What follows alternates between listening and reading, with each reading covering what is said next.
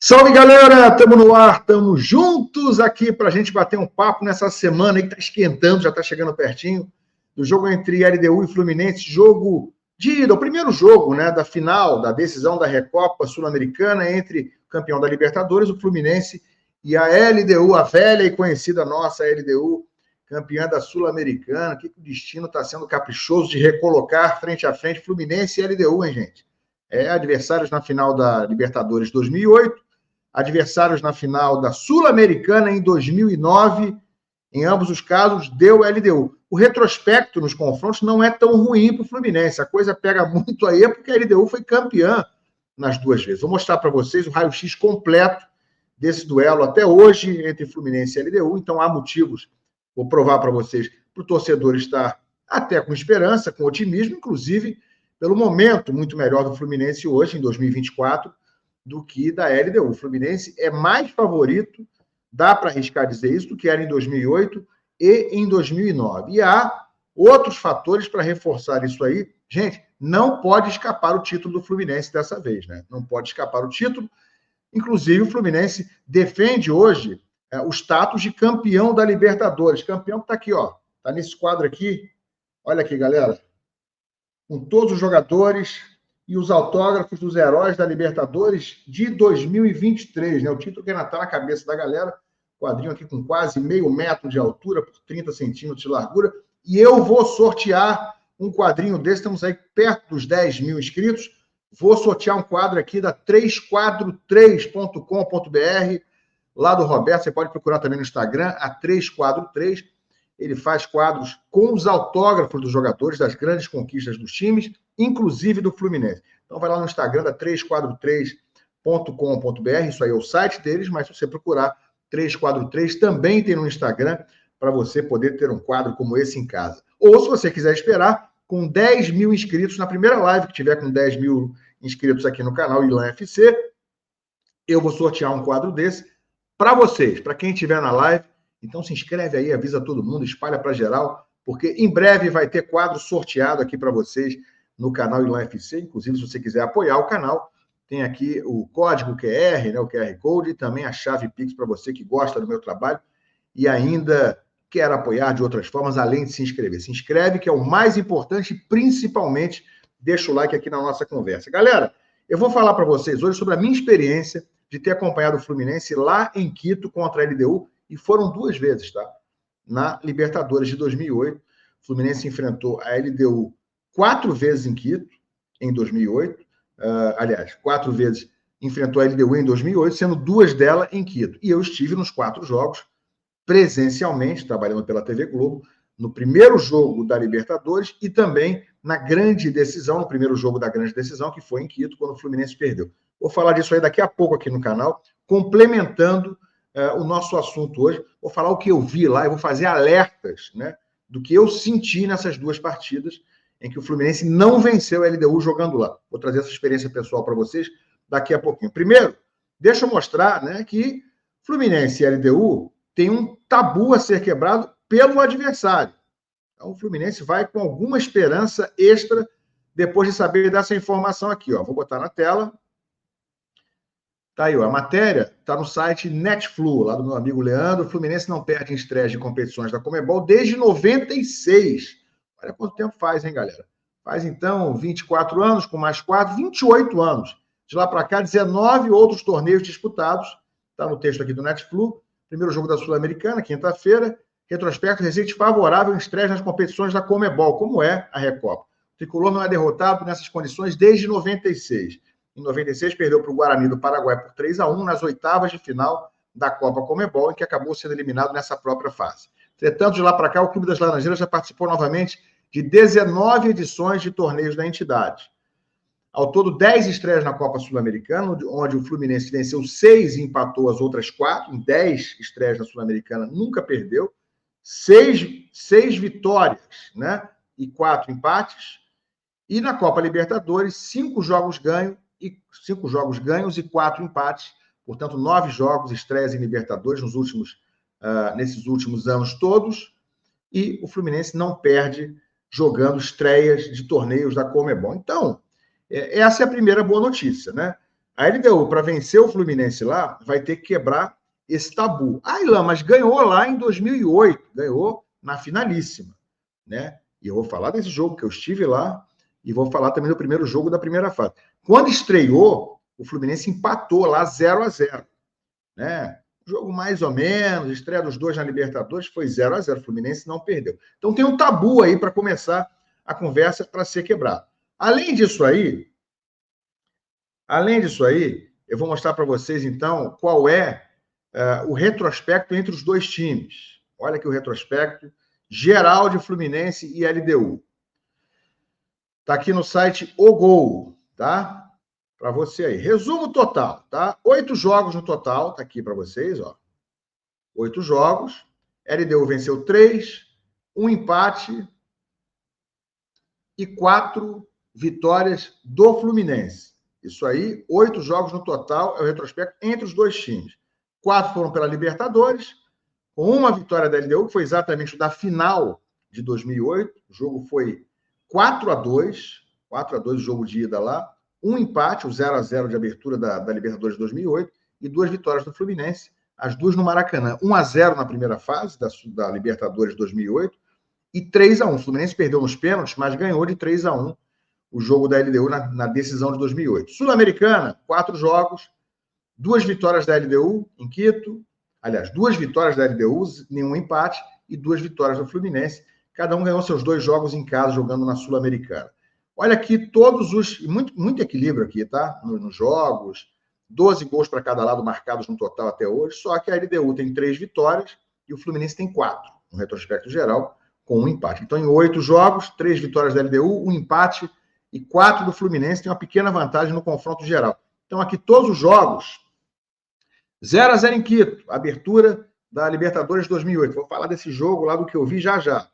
1-0 depois, no fechamento da primeira fase de 2008. Eu estava no Maracanã, cobrindo lá pela TV Globo. Depois, Libertadores 2008. Aí sim, jogo de ida, 4-2 lá.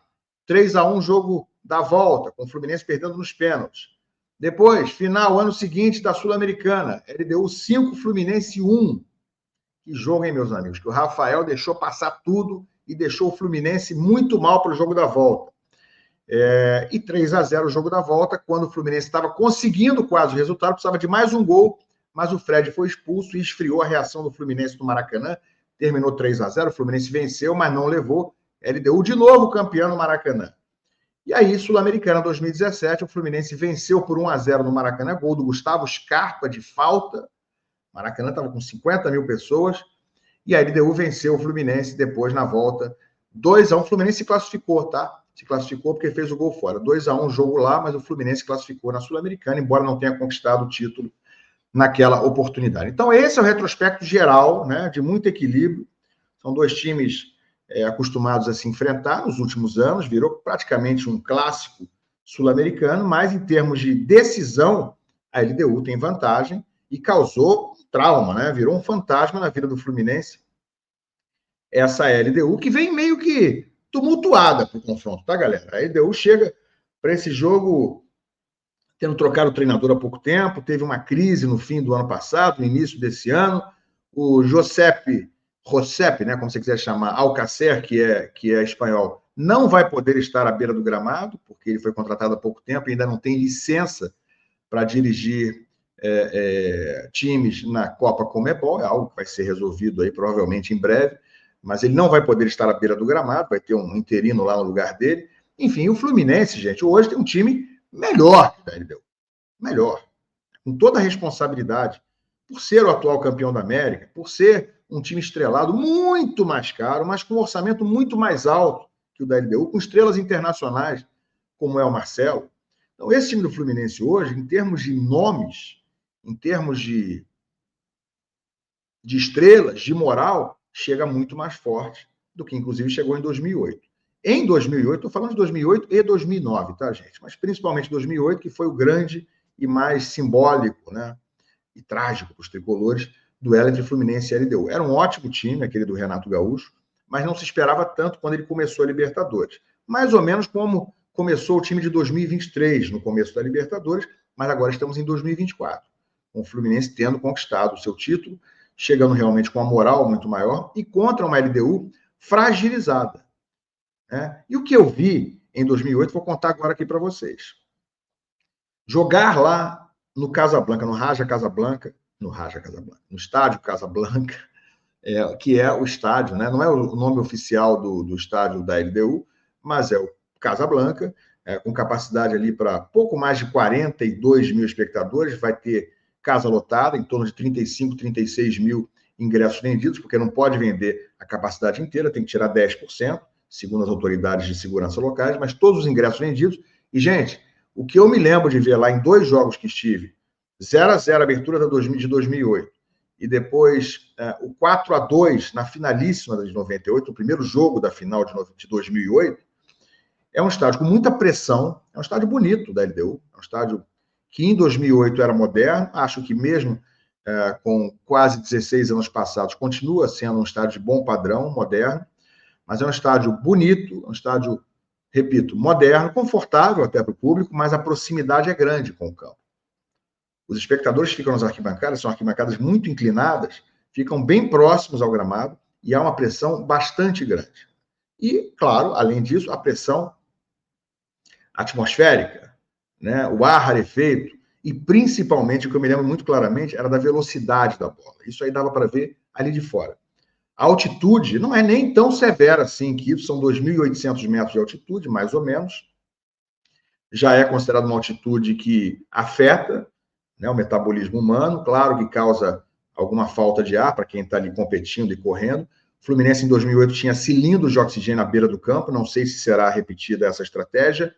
O time chegou hoje, terça-feira, o jogo é quinta-feira, não tem praticamente tempo de adaptação, mas claro que a fisiologia do Fluminense vai saber a melhor estratégia. Mas havia cilindros de oxigênio à beira do campo, e eu me lembro muito da diferença de velocidade da bola, e isso afetou diretamente não só o Fernando Henrique na decisão nos 4-2, porque tudo era muito rápido, os lances dos gols da LDU eram geralmente com bola muito rápida, e afetou também o Rafael em 2009, que para mim foi o grande culpado daquele jogo, né? O Fluminense tomou de 5-1, pelo menos 2 ou 3 bolas eram defensáveis, mas eu tenho que fazer aqui o desagravo de que, de fato, a bola, claramente para quem está assistindo, eu estava dentro do campo, assistindo a poucos metros, você vê que a bola voa de uma forma diferente, ela se desvia ou ela tem realmente uma velocidade muito diferente. Então, o alerta que eu deixo é sobre isso, mais até do que do problema da falta de ar, que, obviamente, de alguma forma vai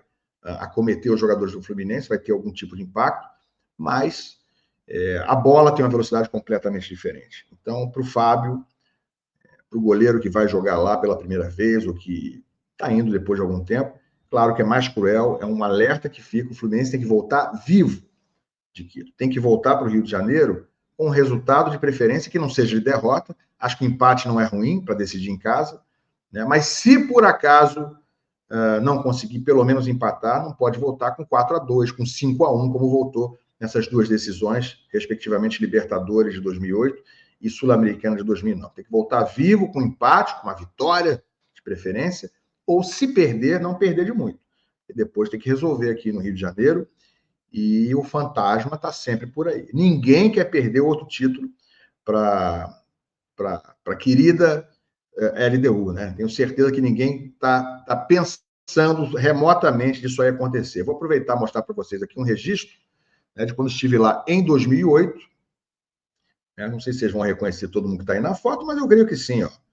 Isso foi na véspera de Fluminense e LDU, em 2008, véspera do primeiro jogo, isso é no campo lá, no campo onde o Fluminense fez o último treinamento, ali o Luiz Roberto, que era o narrador da Globo, que fez o jogo comigo na época. O segundo aí, do lado do Luiz Roberto, é o Mauro Santana, que hoje é youtuber do Flamengo, grande Mauro Santana, era radialista na época. Depois está o Fábio Azevedo, vocês estão estranhando que ele está com o uniforme todo do Fluminense aí, porque ele era, na época, da comunicação do Fluminense. Hoje ele tem YouTube sobre o Vasco, né, segmentado de Vasco, mas o Fábio, na época, era um profissional de comunicação trabalhando para o Fluminense e estava lá em Quito. Rafael Marques aqui do meu lado, hoje apresentador, âncora na Rádio Globo, e esse tio que vos fala aqui, isso na véspera de Fluminense e LDU, que apesar do Fluminense não ter conseguido a conquista na volta, ficou com uma memória muito positiva ter feito essa cobertura tão especial. E você, o que você acha? Quais são os perigos que o Fluminense corre nessa partida contra a LDU. Eu quero saber se você concorda comigo ou não, mas principalmente, galera, deixa o like aí, e se você não é inscrito no canal Ilan FC, se inscreve, avisa para todo mundo, diz o que você está achando do canal, deixa um comentário aqui embaixo. Obrigado por deixar o like, obrigado por me acompanhar, e a gente se encontra. Se inscreve no canal. Tchau, galera.